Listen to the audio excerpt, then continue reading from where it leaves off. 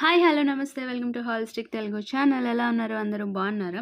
ఈరోజు వీడియో ఏంటంటే heat power engineering 2 అంటే 5th సెమ్ వాళ్ళకి సంబంధించి హీట్ పవర్ ఇంజనీరింగ్ 2 అన్నది నేను వీడియో అయితే చేయబోతున్నాను. అందులో యూనిట్ 2 ఏంటంటే స్టీమ్ బాయిలర్స్ నుంచి మనకి 14 మార్క్స్ అనేవి రావటం జరుగుతుందండి. 14 marks plus hire order question అంటే టోటల్ 24 మార్క్స్ అనేవి రావటం జరుగుతుంది. సో ఇందులో మనం ఈరోజు హీట్ బ్యాలెన్సింగ్ షీట్ అన్నది మనం అలాంటి ప్రాబ్లం ఇస్తే మనం ఎలా సాల్వ్ చేయాలి, హీట్ బ్యాలెన్సింగ్ షీట్ అన్నప్పుడు మనం ఏ ఫార్ములాస్ని మనం యూజ్ చేయాలి అన్నది మనం ఈరోజు వీడియోలో అయితే నేర్చుకుందాం.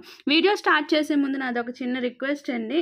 ఫస్ట్ టైం కనుక మన వీడియోస్ని చూస్తున్నట్టయితే ప్లీజ్ అండి సబ్స్క్రైబ్ చేసుకోండి. అలాగే పక్కనే వచ్చిన బెల్ ఐకాన్ని కూడా ఓకే చేయండి. దానివల్ల నేను లేటెస్ట్గా పెట్టబోయే ప్రతి వీడియో యొక్క నోటిఫికేషన్ అనేది డైరెక్ట్గా మీ మొబైల్కి అయితే వస్తుంది. సో ఫస్ట్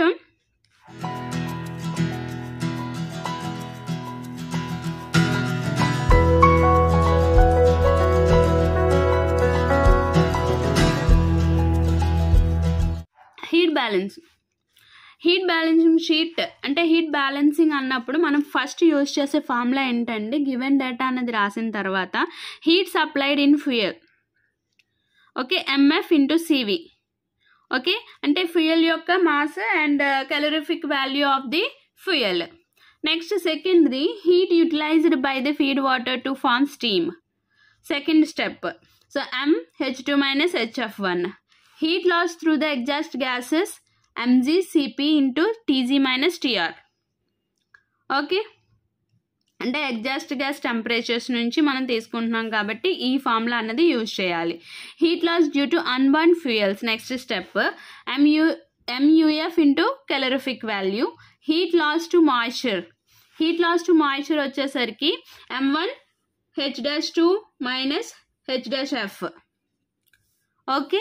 సో దీనికి మళ్ళీ మనకి H-2 అన్నది ఎలా ఫైండ్ అవుట్ చేస్తాము అంటే Hg plus Cp bracket open T super heated minus T flue gases, okay. So మనకి మోస్ట్లీ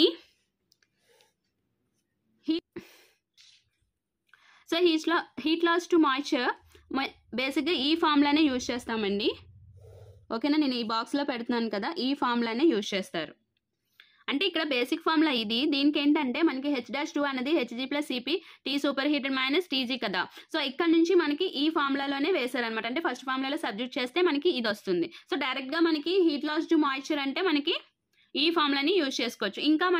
ఇంకా డిఫికల్ట్గా అడిగితే అట్మాస్ఫియరిక్ ప్రెజర్ అన్నది అడిగితే, అట్మాస్ఫియరిక్ ప్రెజర్ అంటే ఎంత అండి 1.013 బార్. సో అలా కనుక అడిగితే ఇచ్చిన కండిషన్లో అంటే హీట్ లాస్ టు మాయిశ్చర్లో అట్మాస్ఫియర్ కండిషన్ అన్నది ఇచ్చినప్పుడు మనకి ఫార్ములా అన్నది ఇలా అవుతుంది. కానీ బేసిక్గా మనకి ఉన్న మోడల్స్లో ఈ ఫార్ములానే మనం యూజ్ చేస్తాం, ఓకేనా. సో ఒకవేళ తెలుసుకోవాలి అంటే ఇప్పుడు డెరివేషన్లో చెప్పాలి కాబట్టి నేను చెప్తున్నాను. తర్వాత నెక్స్ట్ లాస్ట్ వచ్చేసరికి heat loss to the radiation, అంటే రేడియేషన్ వల్ల కూడా మనకి హీట్ లాస్ అన్నది జరుగుతుంది కాబట్టి అలాంటప్పుడు మనం ఎలా ఫైండ్ అవుట్ చేయాలంటే హీట్ సప్లైడ్లో నుంచి మనం ఏవేవైతే ఫైండ్ అవుట్ చేసామో అవన్నీ యాడ్ చేసి మైనస్ చేయాలన్నమాట. అంటే హీట్ సప్లైడ్లో నుంచి మనం ప్రీవియస్గా హీట్ స్టీమ్గా కన్వర్ట్ అవ్వడానికి, అలాగే ఫ్లూ గ్యాసెస్లో మనం ఎంత హీట్ని క్యారీడ్ అవుట్ చేసాము, రేడియేషన్ వల్ల మనకి ముందు మాయిశ్చర్ వల్ల కూడా మనకి హీట్ అన్నది లాస్ అవుతుంది. సో ఇవన్నీ యాడ్ చేసి హీట్ సప్లైలో నుంచి తీసేస్తే మనకి టోటల్ రేడియేషన్ వల్ల హీట్ లాస్ ఎంత అయింది అన్నది మనకి తెలుస్తుంది అనమాట. ఇది హీట్ బ్యాలెన్సింగ్లో మనం సిక్స్ ఫార్ములాస్ అన్నవి మనం చూసుకోవాలి. బేసిక్గా హీట్ బ్యాలెన్సింగ్ అన్నది కనబడినప్పుడు కంపల్సరీగా ఈ 6 ఫార్ములాస్ని యూజ్ చేసి మనం ప్రాబ్లం అన్నది చేయాలి. ఇక్కడ మనకి హీట్ బ్యాలెన్సింగ్ అన్నది ఎక్కడ అసలు బాయిలర్ని రన్నింగ్ కండిషన్లో ఒక ట్రయల్ అన్నది వేస్తారు. ఆ ట్రయల్స్ వేసినప్పుడు మనకి కొన్ని రీడింగ్స్ అన్నది వస్తుంది బాయిలర్ నుంచి. ఆ రీడింగ్స్ని తీసుకొని మనకి హీట్ అన్నది ఎంత బ్యాలెన్స్ చేయగలము అన్నది మనం ఈ హీట్ బ్యాలెన్సింగ్ షీట్ ద్వారా మనం ఫైండ్ అవుట్ చేస్తామన్నమాట. అంటే ట్రయల్స్ వేసినప్పుడు ఫస్ట్ ఇన్స్టలేషన్ అయినప్పుడు కూడా మనకి బాయిలర్ని మనం వెంటనే కండిషన్లో పెట్టడానికి అవ్వదు. మనం నెంబర్ ఆఫ్ ట్రయల్స్ అన్నవి వేసిన తర్వాత మన రిక్వైర్డ్ ఎంతవరకు రీచ్ అవుతుంది ఏంటి అన్నది చేసిన తర్వాతనే మనం ఎస్టాబ్లిష్ కానివ్వండి లేకపోతే వర్కింగ్ కండిషన్లో పెట్టడం కానివ్వండి ఇవన్నీ జరుగుతాయి అనమాట. అట్ బాయిలర్ కండిషన్స్కి వచ్చేసరికి దానికి ఈ హీట్ బ్యాలెన్సింగ్ అన్నది చాలా ఇంపార్టెంట్. సో ప్రాబ్లం అయితే చూద్దాం. In a boiler trial the following data is recorded. So steam produced per hour 2710 kg and feed water temperature 40 degrees centigrade, boiler pressure 11.5 bar, dryness fraction 0.9, coal used per hour 330 kgs and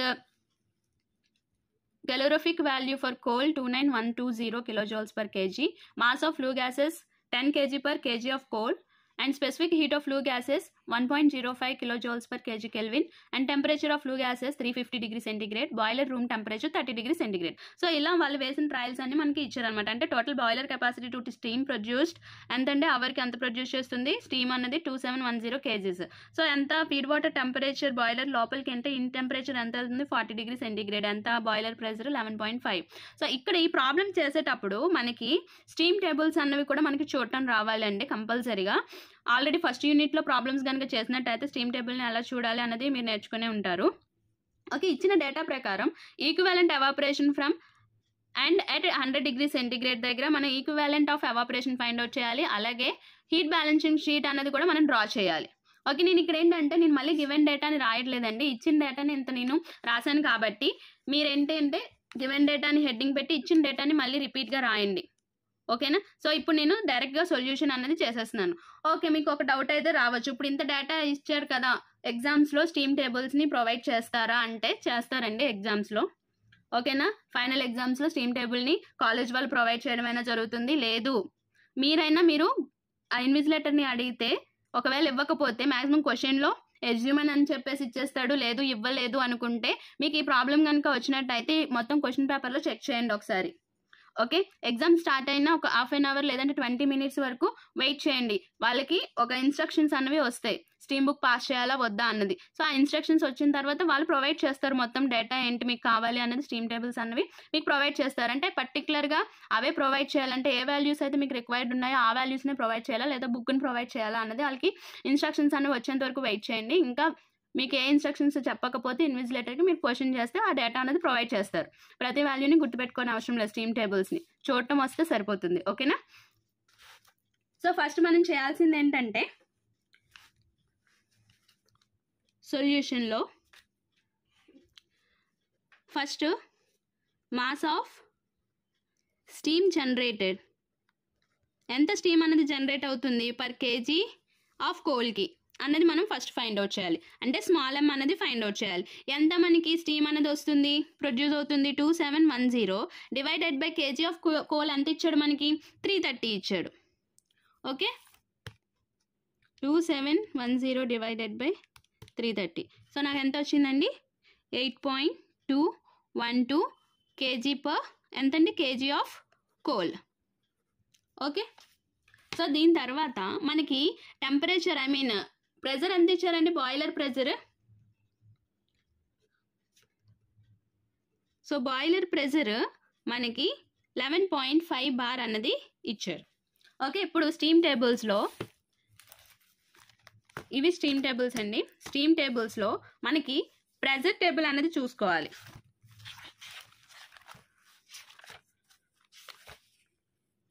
ఇక్కడ చూసారా మనకి starting వచ్చేది ఏంటి వస్తుంది temperature. Okay, ఇక్కడ కనిపిస్తుంది temperature. ఇక్కడ temperature కాకుండా మనకి ప్రెజర్ రావాలి. ఇగో చూడండి అబ్సల్యూట్ ప్రెజర్ అని కనిపిస్తుంది కదా, ఈ అబ్సల్యూట్ ప్రెజర్లో మనకి ఎంత కావాలి 11.5. సో 11.5 దగ్గరికి చెక్ చేసుకోవాలి. ఇగోండి 11.5. 11.5 దగ్గర మనకు కావాల్సిన వాల్యూస్ అన్నిటిని మనం తీసుకుంటాం. ఓకేనండి?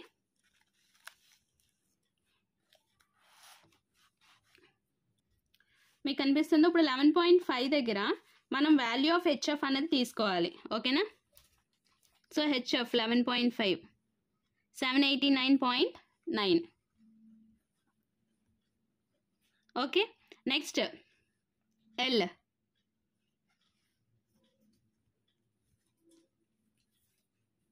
1991.4. అలాగే L value latent heat value కూడా తీసుకున్నాం కదండి. సో ఇక్కడ మళ్ళీ మనకి 11.5 దగ్గర హెచ్ఎస్ అనేది తీసుకోకూడదు, ఎందుకంటే మనకి ఇక్కడ డ్రైనెస్ ఫ్రాక్షన్ అనేది ఇచ్చాడు కాబట్టి మనం ఫార్ములాని యూజ్ చేసి మనం క్యాలిక్యులేట్ చేయాలి. సో H2 అన్నది HF plus X2 into HFG.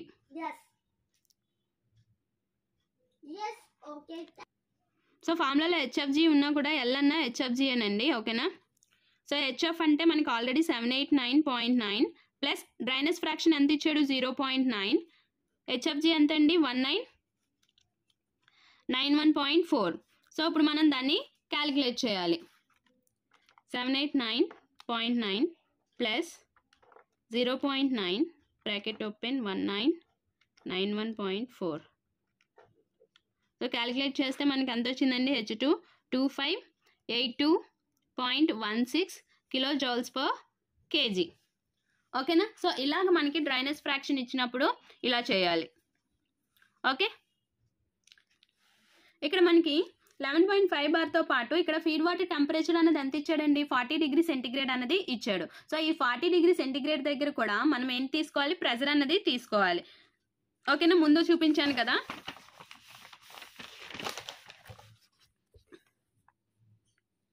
So at 40 degrees temperature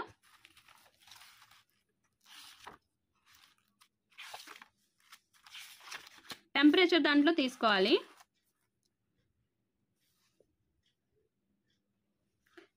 forty degrees temperature దగ్గర ప్రెజర్ ఎంత ఉందండి 0.07375. అండ్ మనకు కావాల్సింది ఏంటంటే హెచ్ఎఫ్. ఓకే, హెచ్ఎఫ్ వాల్యూ కావాలి. సో హెచ్ఎఫ్ వాల్యూ ఎంత అండి 167.5. So HF 167.5 kilo joules per KG. Okay, values అన్నీ చేసేసాము. ఇప్పుడు ఈక్వివాలెంట్ ఎవాపరేషన్ అనేది ఫైండ్ అవుట్ చేయాలి. Equivalent evaporation. Okay, ME equal to M into formula H2 minus HF1 by HFG 100. Okay, M అంటే ఎంతండి మనకి మనం ఫైండ్ అవుట్ చేసాం కదా, ఎంత వచ్చింది 8.212 అనేది వచ్చింది. సో H2 ఎంత వచ్చింది మనకి, H2 ఫైండ్ అవుట్ చేస్తే 2582.16 మైనస్ HF1 అంటే ఎంత వచ్చింది మనకి, ఇది వేసుకోవాలి. ఓకే, ముందుది మనం చేసాం కదా 40 డిగ్రీ సెంటిగ్రేడ్ దగ్గర 167.5 డివైడెడ్ బై HFG at 100. ఏంటండి టెంపరేచర్ 100 దగ్గర HFG అన్నది తీసుకోవాలి. సో ఇక్కడ టెంపరేచర్ టేబుల్ చూడండి. టెంపరేచర్ 100 డిగ్రీస్ దగ్గర HFG ఎంత వచ్చిందండి మనకి, కనిపిస్తుందా, ఇది HF, ఇది HFG, ఇది HG. సో 100 డిగ్రీస్ దగ్గర మనకి HFG అన్నది కావాలి, అంటే 2256.9. 2256.9 ఇలా తీసుకొని మనం క్యాలిక్యులేట్ చేయాలి. 8.212 2582.16 మైనస్ 167.5 డివైడెడ్ బై 2256.9. సో ఎంత వచ్చిందండి మనకి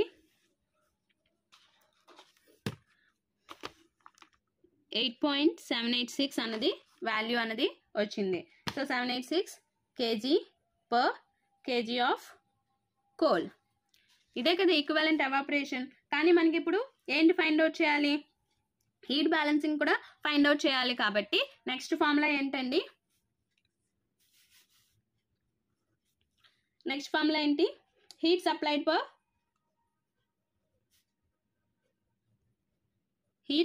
per kg of coal. Formula ఏంటండి, M into CV MF. So fuel అనేది ఎలా తీసుకుంటున్నాం, 1 kg తీసుకుంటున్నాం కాబట్టి 1 CV అన్నది మనకి ఎంత ఇచ్చాడు 29120 అన్నది ఇచ్చాడు. So answer 21120 kilo joules per kg of coal. Okay, heat supplied అయిపోయింది. Next heat utilized to conversion of water to steam.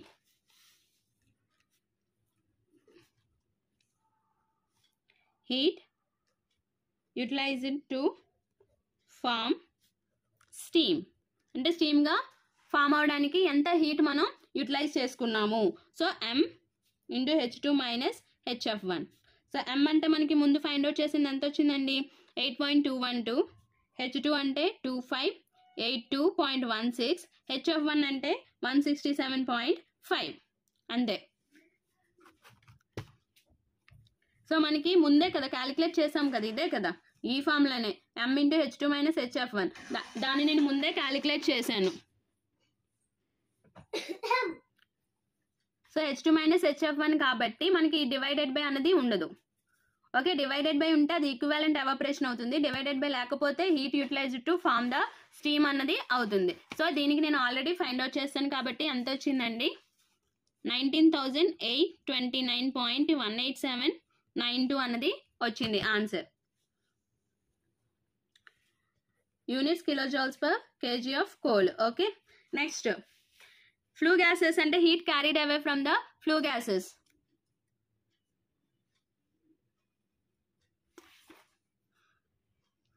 So next find out చేయాల్సింది ఏంటంటే heat carried away by flue gases. దానికి ఫార్ములా వచ్చేసరికి mg cp bracket open tg - tr అంటే gas temperature and room temperature. So mg అంటే gas mass of gas ఎంత ఇచ్చాడండి, 10 ఇచ్చాడు. So CP అన్నది ఎంత ఇచ్చాడు, 1.05 అండ్ గ్యాసెస్ టెంపరేచర్ అన్నది 350 మైనస్ రూమ్ టెంపరేచర్ అన్నది 30 ఇచ్చాడు. సో క్యాలిక్యులేట్ చేద్దాం.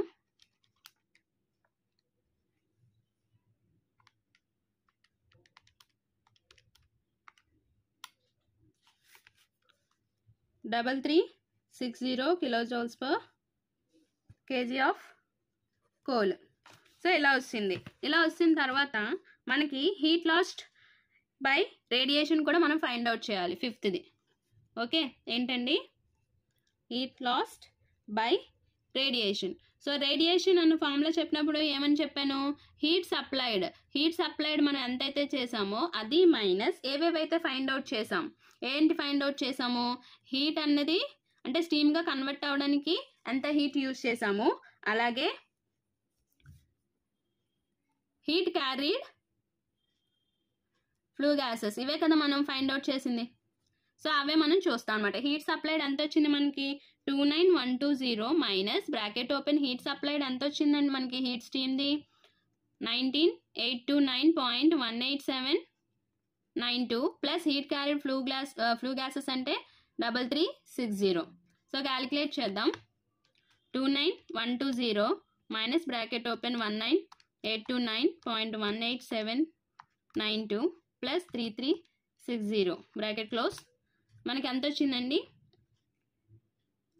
5930.812 అనేది వచ్చింది. So kilojoules per kg of coal. ఓకేనా. సో నేను చెప్పినట్టే 5 ఫార్ములాస్ వచ్చాయి. రేడియేషన్ వరకు మనం ఫైండ్ అవుట్ చేస్తాం. కానీ అక్కడ ఏమన్నాడు, డ్రా ద అన్నాడు. ఏమన్నాడండి, draw up the heat balance. Okay, ఇప్పుడు హీట్ బ్యాలెన్సింగ్ షీట్ని మనం డ్రా చేయాలి. ఈ వచ్చిన వాల్యూస్ ప్రకారం మనం డ్రా చేసి చూద్దాం. Next heat balance sheet. So first మనం heat supplied, next kilojoules per kg of coal, అలాగే percentage heat distribution kg of kilojoules per kg of coal and percentage. ఓకేనా, ఇది tabular form. Heat supplied kilojoules per coal and percentage heat distribution kilojoules per kg coal percentage. So ఇలా మనం చూసుకోవాలి. So first heat supplied ఎంతండి మనకి, heat అనేది మనం supply చేస్తున్నాము, heat supplied. Okay, kilojoules per kg ఎంత మనం చేసాము, 29120, పర్సంటేజ్ 100%. హీట్ డిస్ట్రిబ్యూషన్ ఎంత అయింది, హీట్ ఇన్ స్టీమ్. ఓకే, అంటే స్టీమ్గా కన్వర్ట్ అయింది, హీట్ ఇన్ స్టీమ్గా కన్వర్ట్ అయింది. ఎంతవరకు మనం చేసాము, స్టీమ్గా కన్వర్ట్ అవ్వడానికి 19829.2. ఓకేనా. ఇప్పుడు మనం పర్సంటేజ్ అన్నది ఫైండ్ అవుట్ చేయాలి. ఈ పర్సంటేజ్ నేను ఇక్కడ వేస్తున్నాను. ఓకేనా, ఈ పాయింట్ ఇది 1 2 3 4 5 6, ఈ 6 పాయింట్ని నేను ఇక్కడ రాస్తున్నాను. ఓకే, 6th పాయింట్ని. ఇప్పుడు దీనికి మనకి ఈ హీట్ సప్లైడ్ దీనికి పర్సంటేజ్ రాయాలి. సో పర్సంటేజ్ కావాలి అంటే 19829.2 divided by 120 into 100. So 19829.2 divided by 29120 into 100. So 68.09% అన్నది వచ్చింది. ఓకే, నెక్స్ట్ సెకండ్ది ఏం చేసాం మనం, హీట్ సప్లైలోనే హీట్ టు ఎగ్జాస్ట్ గ్యాసెస్ అన్నది చేసాం. ఇక్కడ ఈ condition fourth point.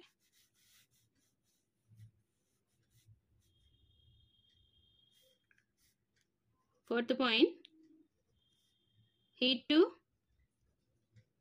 Exhaust gases ఎంతవరకు చేసాము, 3360 వరకు చేసాం. సో దీనికి కూడా మనం ఏం చేయాలి, 3360 డివైడెడ్ బై 29120 ఇంటూ 100 చేయాలి. ఓకే, నెక్స్ట్ రేడియేషన్ కూడా చేసాం కదా, అదే ఫోర్త్ పాయింట్లో హీట్ టు రేడియేషన్. రేడియేషన్లో మనకి ఎంత వచ్చింది, 5930.8. మళ్ళీ దానికి కూడా పర్సంటేజ్ ఎలా చేస్తాము, 5930.8 డివైడెడ్ బై 29120 ఇంటూ 100. ఓకేనా, so 3360 divided by 29120 into 100. So ఎంత వచ్చిందండి, దీనికి 11.53 అన్నది వచ్చింది, 538. Next 5930.8 divided by 29120 into 100. So 20.366 అన్నది వచ్చింది. ఓకే, ఇక్కడ మనకి ఈ టేబుల్ అంతా వేసిన తర్వాత టోటల్ అన్నది వస్తుంది. సో టోటల్లో మనం కిలోజౌల్స్ ఎంత ఇచ్చాము, మనం 29120 అన్నది ఇచ్చాము. నెక్స్ట్ ఇవన్నీ యాడ్ చేస్తే మనకి అంతే వస్తుంది అనమాట. ఇప్పుడు మనం ఇలా చేసామా, నేను టేబులర్ ఫామ్ లాగా వేస్తాను చూడండి.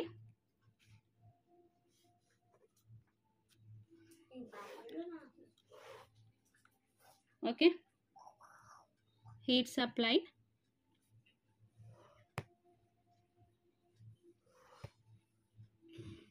percentage, heat distribution, kilojoules and percentage. Okay, heat supplied చేసాం మనం ఇక్కడ కిలోజౌల్స్ పర్ కేజీ. కోల్ ఎంత కోల్ చేసాము, 29120. ఓకే, పర్సంటేజ్ ఎంత ఇచ్చాము, 100 ఇచ్చాము. సో ఇందులో హీట్ అనేది ఎలా అయింది, స్టీమ్గా కన్వర్ట్ అయింది, దానికి 1982.2 అయింది. దీనికి పర్సంటేజ్ మొత్తం ఇందులో మనం రాసాం కదా, సో అదంతా రాసుకోవాలి. అదంతా రాసుకుంటే మనకి 1989.2 డివైడెడ్ బై 29120 ఇంటూ 100 ఎంత వచ్చిందండి, మనకి 68.09. నెక్స్ట్ అలాగే steam in exhaust gases. Okay, exhaust గ్యాసెస్లో మనకి ఎంత వచ్చింది, మనకి 3360 అన్నది వచ్చింది. సో ఇప్పుడు మనం మళ్ళీ 3360 డివైడెడ్ బై 29120 ఇంటూ 100 చేస్తే మనకి 11.538 అన్నది వచ్చింది. అలాగే heat to radiation. So radiation మనకి 5930.8 వచ్చింది. So 5930.8 divided by 29120 into 100. So 20.366 అన్నది వచ్చింది. సో ఇప్పుడు మనం టోటల్ చేయాలి. సో టోటల్లో మనకి ఎంత వచ్చింది, కిలోజౌల్స్ పర్ కేజీ మనం ఎంతైతే ఇచ్చామో అంతే వస్తుంది. సో ఇక్కడ ఎంత, 100% అంటే 100%.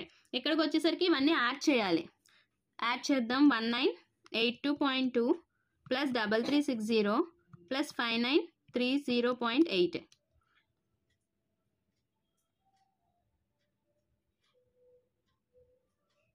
ఇక 29 అయ్యలేదా, ఓకే. 1982.2 ప్లస్ 3360 ప్లస్ 5930.8 ఎంత వచ్చిందండి, మనకి సేమే కదా వచ్చింది.